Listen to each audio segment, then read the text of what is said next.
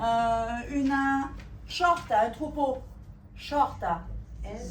Il est 18h, Sylvie Leporati donne un cours de monégasque à une douzaine d'élèves, tous adultes.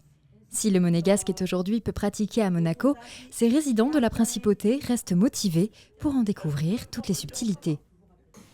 Je suis élève du cours depuis une dizaine d'années au moins. Je viens chaque année, je redouble.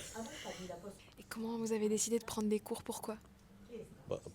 Ça entretient un peu le cerveau, disons, ça fait fonctionner la mémoire. Et puis, en plus, disons que je parlais le monégasque des rues, qui n'a rien à voir.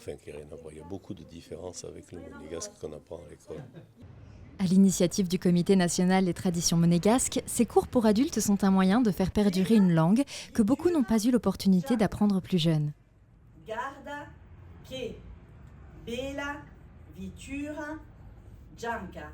Autrefois, il n'y avait pas d'enseignement dans les écoles, donc c'était vraiment du parler par rapport aux anciens, les anciens qui parlaient à leurs petits-enfants, parce qu'à un moment donné, c'était vraiment banni de parler le monégasque.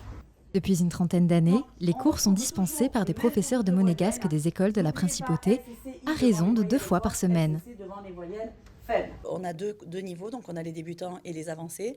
Pour les débutants, ce sont plutôt des mots de la vie quotidienne, en effet. Pour les avancés, je privilégie plutôt les textes d'auteurs parce que malheureusement, ils sont relativement méconnus, même à Monaco. Et donc, c'est bien de les mettre en avant parce qu'on a des personnages, on a des auteurs extraordinaires, pour ne pas le citer, Louis Notari, qui est celui qui a écrit La Leggenda de Santa Devota en 1927. Et c'est un peu grâce à lui qu'on a conservé la trace écrite du monégasque. Donnés le lundi et le mardi soir, ces cours sont gratuits. Merci de m'aver ascoltato, spero che venieri numerosi au corso di monégasque la settimana che viene.